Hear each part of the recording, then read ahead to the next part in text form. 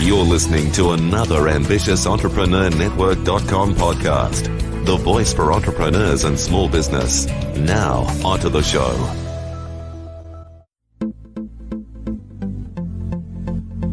This is Women in Leadership Podcast, featuring success insights from women around the globe. Now, over to your host, Anne-Marie Cross. And welcome to another episode of the Women in Leadership Podcast, brought to you by the Influence Alliance, which is the coaching and consulting membership program for coaches and consultants who want to build a profitable and scalable business while also launch and grow their podcast so they can make a much bigger impact in the world with their message. And I'm your host, Anne-Marie Cross.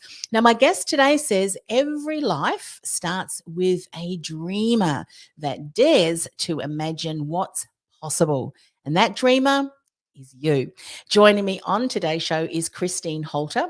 Christine helps leaders rapidly grow their conscious leadership in order to 10x their success. She's a globally recognized thought leader, a trusted advisor, as well as an executive coach, working with organizations and teams and individuals to create workplaces where everyone thrives. What sets Christine apart from other coaches is that she's worked her way up from an hourly position to become the first international vice president of revenue strategy for the Caribbean Latin American Division of Marriott, where for 20 years she built out the footprint of Latin America, into multi-billion-dollar businesses across 35 countries and 18 brands. Now, today, Christine is going to share what is psychological capital, or how to be the hero of our own life. And my voice is just about to go, so I'm going to bring Christine on to say hello. Christine, share a little bit about who you are. Well, I am so delighted to be here with you and to be able to talk about this fantastic subject. When I was a leader and I got into my first big job, everybody was focusing on what was wrong. And I didn't like it. It felt bad. And I was like, what's the solution?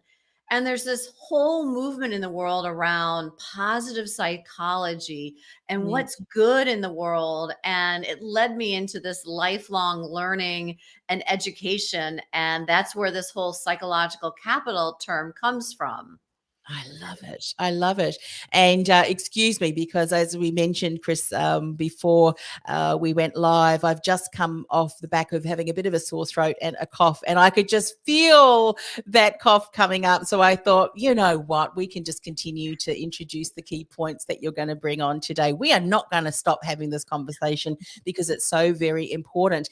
So when you're talking about psychological capital, as I mentioned, we're also able to tap into that to become what you say, and I love this, the hero of your own life. Share a little bit more about this and the correlation between the two, psychological capital and hero of our own life. Yeah, so psychological capital is a scientific terminology that most people don't understand, but there's this robust science behind it. And I was able to, in my MBA program, study with Dr. Fred Luthans, who's the foremost researcher and expert on it. But I had this ability to take it and make it more practical and have leaders, myself and others, start to implement this kind of concept in their own leadership. And so it's really cool because when you think about psychological capital, you build out 4 traits. And in short, it's HERO, because HERO is the acronym for the 4 traits you build out. And when you build those out, Anne-Marie, you become happier, more successful, you feel good, and then you can create this in others. And isn't that fantastic? Oh, it certainly is. And so I know that you're going to talk about those 4 pillars in a moment, what they are and how we can build out those 4 leaderships and do that more intentionally. When you look at what's happening in the workplace, especially when we look through what the many workplaces and individuals and leaders have had to go through over the last 2 years, I would imagine that if these 4 pillars had not been in place and things were kind of peeking through the cracks with what we've had to go through, these these are so important because it's not really we're not going to be able to shift through that and really get to that, what you're talking about, having that psychological capital, the hero of our own life, and ultimately the results and what's possible once we have that. Now, more than ever, we need to have these 4 pillars in place. Would you agree? Totally agree. And, leaders need to be much more intentional and conscious and deliberative with their leadership. And so there are ways to build these out in others. Once you build it up in yourself, and leaders need to build it up in themselves. Think about all the things that they've been through over the last several years. I mean, more than we can ever thought possible that we would go through. And so if you don't have strong psychological capital, you can't build it out in anybody else. Yes. But it's still your job to build it out in others. So it's like the leader has to have it, and they've got to figure out how to get it into their team so that everybody can thrive. I mean, when you look at the stats out there right now with so much dissatisfaction, there's a calling for so much more of this conscious type of leadership. Yes, so true. You know what's really interesting, and many incredible coaches, mentors, trusted advisors such as yourself, Christine, who work in the leadership, the executive space, they so often say, leaders come to me and go, I just need you to fix my team. Just need you to work with my team so that they can A, B, and Z. That what actually is so important is that often the leaders, as leaders, we need to look at what's going on with me. Because often as leaders, if I can change different approach or have a different awareness and be more aware of my team, and as you say, build this out, these 4 pillars, and create an environment that enables your team to have these 4 pillars in place too. But it starts with you. So leaders, we want to knuckle down first and look at these 4 pillars through the lens of what does this mean for you as that leader. All right, we've talked about these 4 pillars too much now without revealing them. So what are these 4 pillars? All right. So let's go through it. So hero, it's hope. Okay. Yes. Then it's efficacy, which is a fancy word basically for confidence. Resiliency, which is the R in hero, and then the O is optimism. And so again, studying so many different traits, but when these 4 are in conjunction, moved up together, it's the combination of the 4 together that creates this amazing impact, this positive effect on leaders, on the workplace, and so forth. Yeah, I love those 4 pillars: hope, efficacy, which is a fancy word, as you said, for confidence, resiliency, and optimism. What you just said there, I think, is so key. And I've come up, and I don't know if someone else has been saying it, but I kind of coined this phrase that says, individually they are important, but collectively they're crucial. Because if one or more of those things aren't in place, then it's very hard to have that, as you said, hope. So you could have hope, but if you don't have the confidence or the resiliency and optimism, there's 2 core pillars that you're missing. So would you also say, as in hope is spelled HOPE, that it starts with hope? Is there a sequence to those pillars as well? Is there an importance there too? Yeah, there's probably an importance to that, but everything starts with hope, right? It's this like to cherish with anticipation, to see light even when there's darkness. And it really does start with that. And it's really interesting. Most people don't put the correlation, but the best way to build hope, and you can kind of think back in your own life or career, is when you set some sort of big goal, it kept you moving forward. And so, believe it or not, the best way to build out hope is to build goals. And when I work with leaders, oftentimes they haven't set goals for themselves. They might have, I need to make this much revenue and things at work, but even in life, they haven't said, they haven't stopped that spin, and they need to stop the spin and really sit down and say, what is important and what are my goals?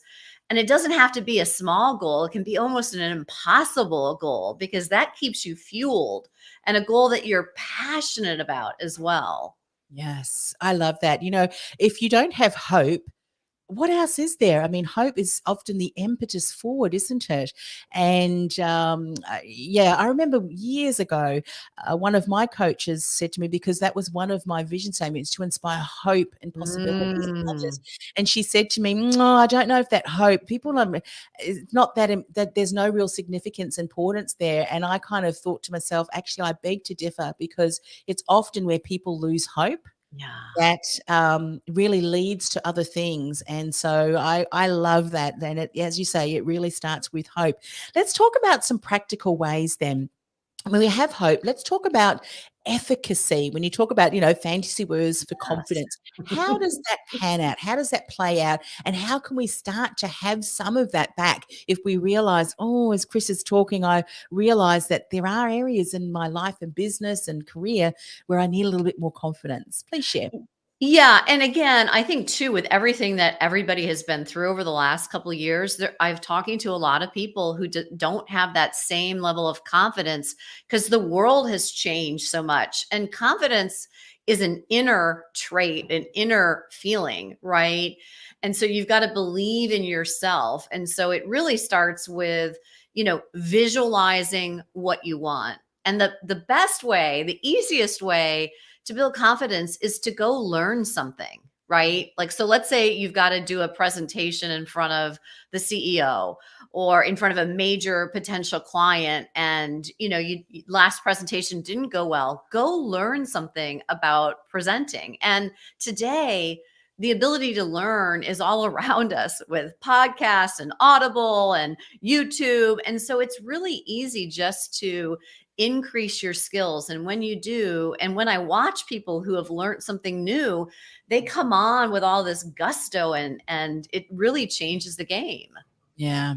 You know what I love about what you're sharing there is, we often, when we think about learning something new, which I absolutely agree, maybe learning something in a completely different field. And I'll share why I mean that. Over the last 2 years, one of the things that I'd been putting off, sometimes things happen and we can look at it through a lens, and actually there was a bright lining around that. And for me, I'd been putting off, would love to do watercolor.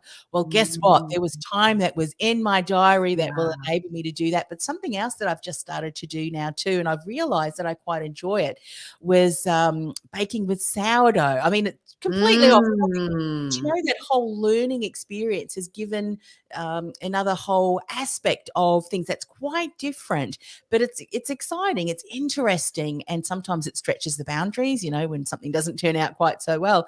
But as you said, it does build that confidence. And I find too, and I love your feedback on this, that when you build confidence in another area, it trickles through to other areas of your life where you may not be as confident in either.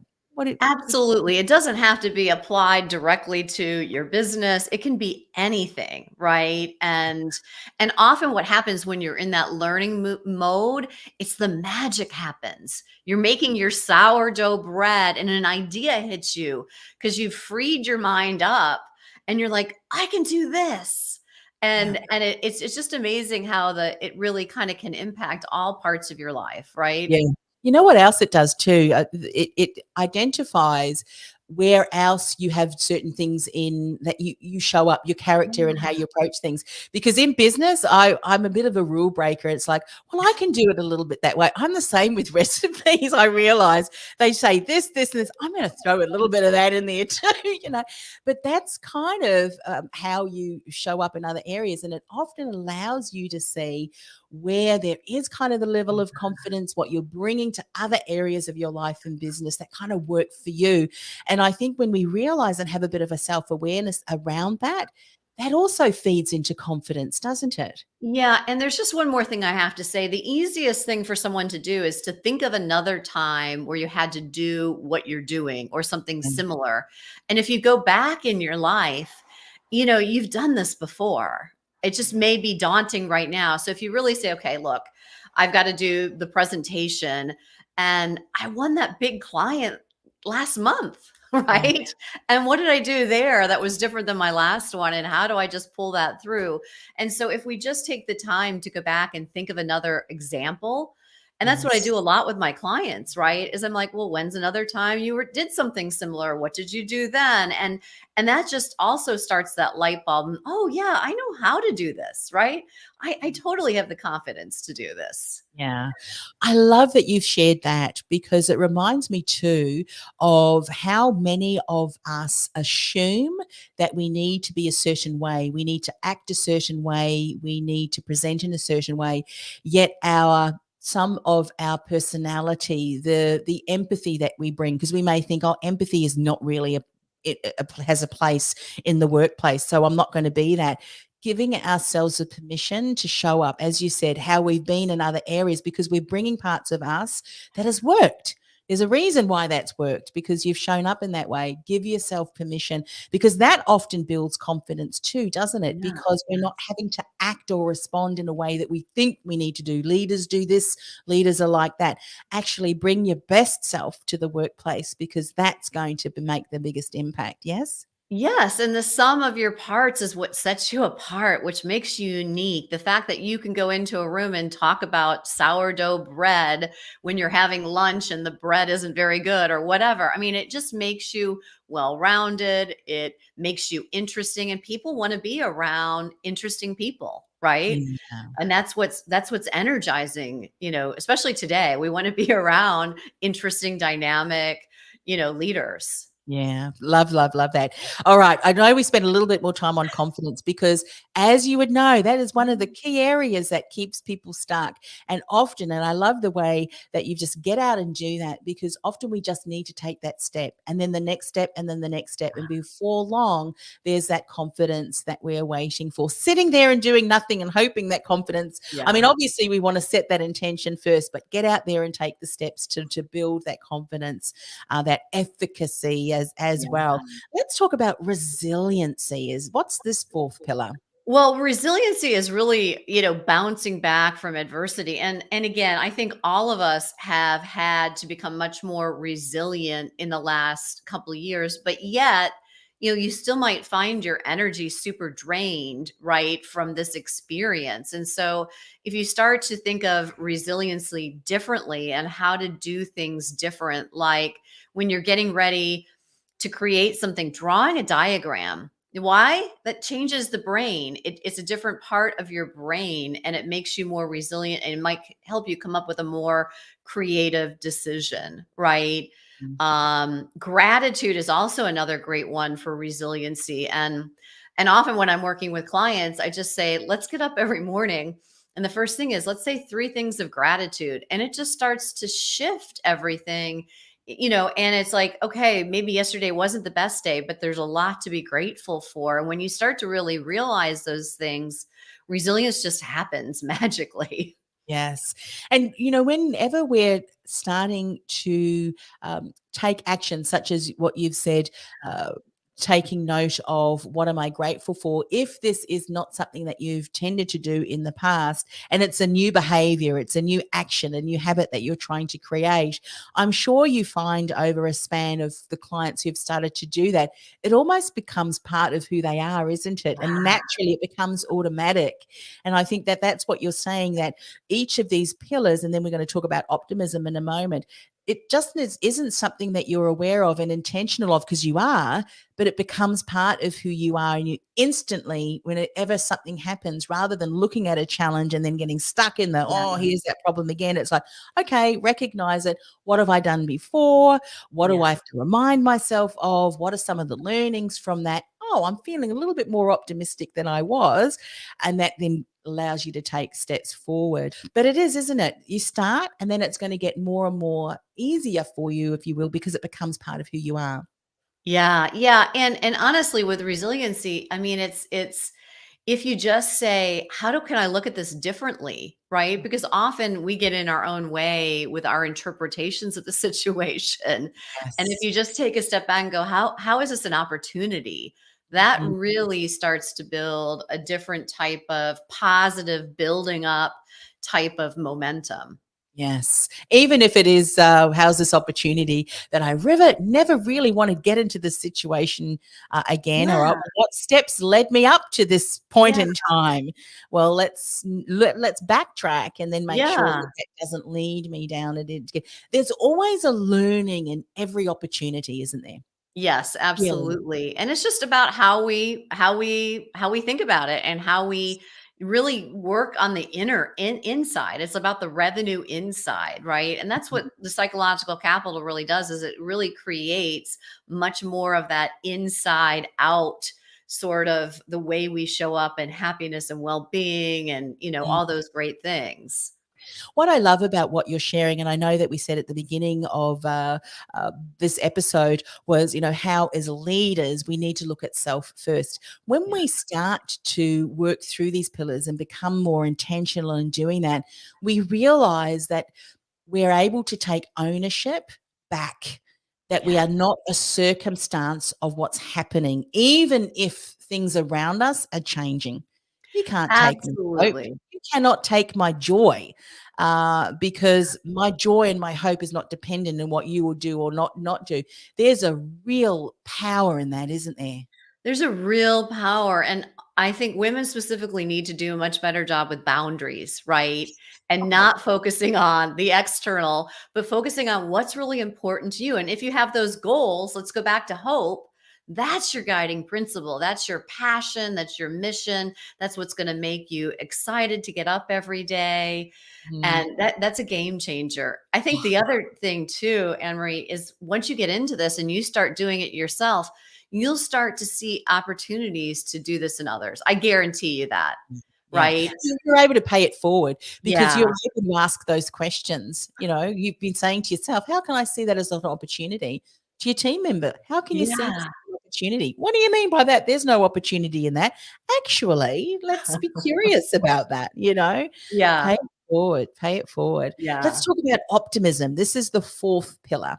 Yes, this is the fourth and the last pillar. And it's about, is the glass half full? Is it half empty? But it's seeing everything as a possibility. And I had a great story. I was getting in a taxi cab in Cape Town. And I got in and I said to the taxi cab driver, "Hey, it's a great day." And the guy turned around, and he looks at me, he goes, "It's another great day." And I really sat back in my chair and I'm like, that's optimism. Mm, I That's love. optimism. I'm like, I am never going to say it's a great day again. It's always going to be another great day because that one word changes everything, right? And when you show up in that modality, in the can do attitude with that positivity, you're going to be energized. Everybody around you is going to be energized. It's contagious. Yes.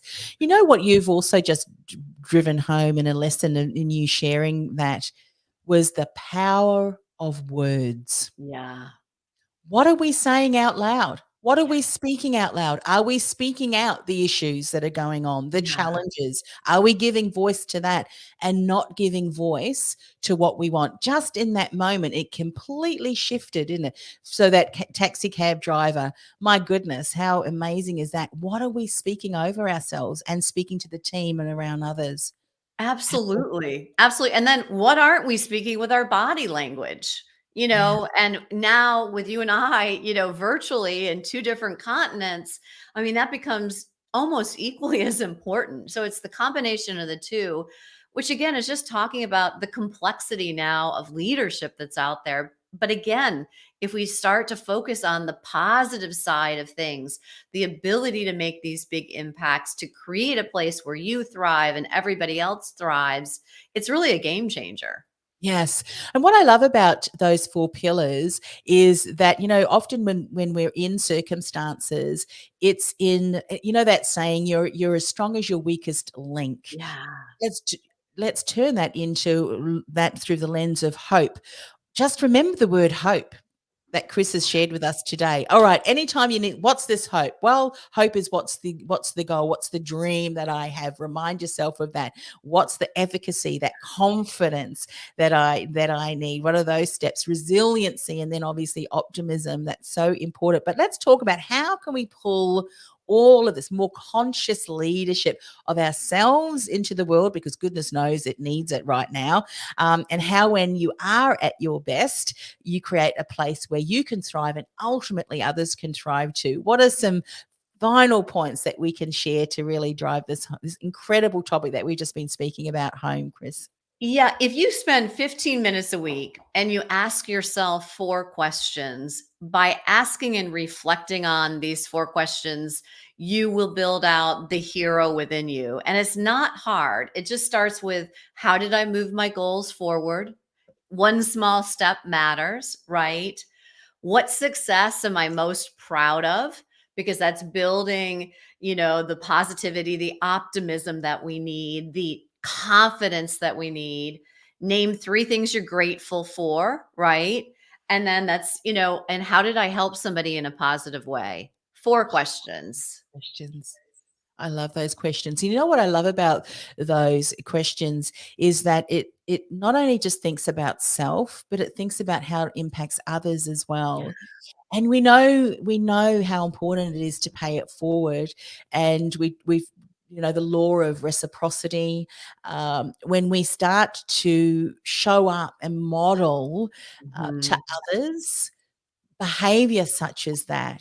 And especially, I think it's important in those moments where there is a crisis or a Yeah. challenge or an issue or a problem. That's when we really have to stand on those 4 pillars of hope that you've shared with us today, that becomes a role model for others. And, I share a story the other day on my Facebook post about one of my dear aunties who has now passed on. But there was something that happened to her one time. She was actually, I'm a Christian, so it was in a church service, but there was a mannerisms and what she was doing when she was, during a church service that was such a significant lesson. It stood out for me that it was one of the things that caused me to change certain thinking and learnings and everything.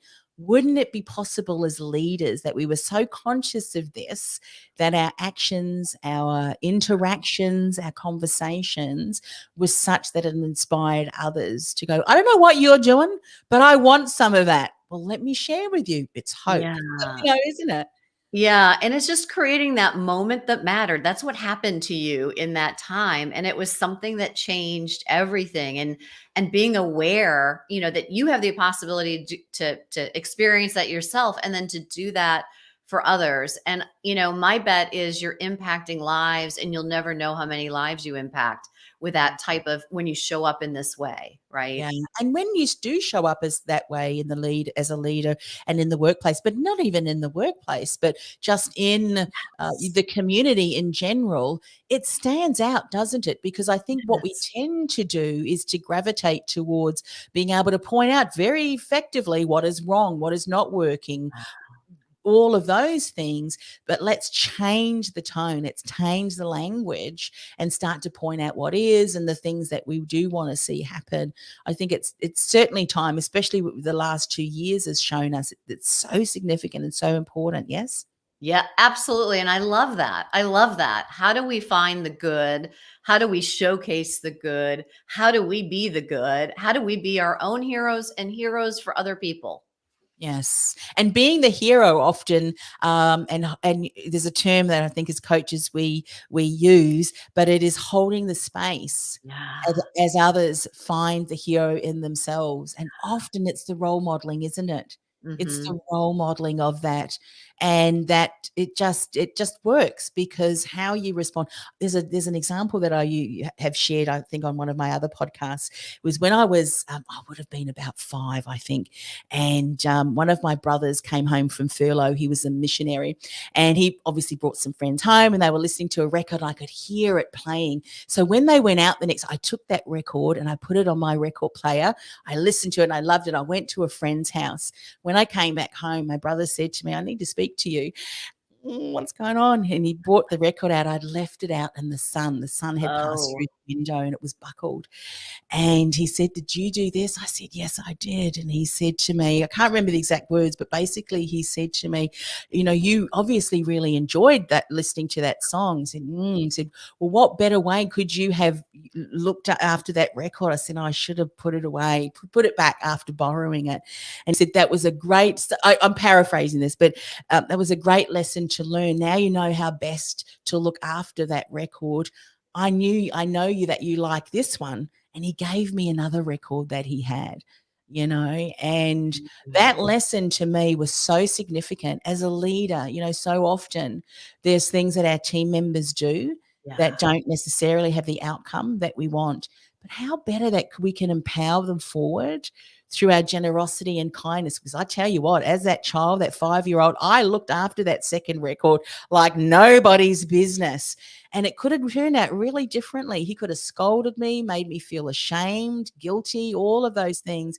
But rather in love and compassion that he really brought to me, showed me a lesson that, my goodness, has really stayed with me. Let's be that kind of leader, right?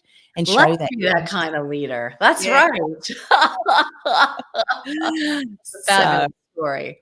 Yeah. Chris, if people are listening today, because I know we have just scratched the surface. I mean, we've got such wonderful trusted authorities and advisors on the show. Of course, we mentioned that you are an author as well. If people want to get a copy of your book, share a little bit more about that, your website, and all of the different ways people can connect to find out more about your wonderful work. Yeah, well, thank you so much. So yeah, you can go to my website, chris-holter.com, and I'm giving away the Hero Principle for free. And the great thing about the book, for anyone's like, oh my gosh, another book, it's right on your phone. So you can look at it on your phone. It's 35 pages. It's not long, and it has practical things. So you can actually go, okay, today I don't have a lot of confidence. What can I do? And you can do things in 5 minutes or less. So that's a great way to connect in with me. You can connect in with me on Instagram. I'm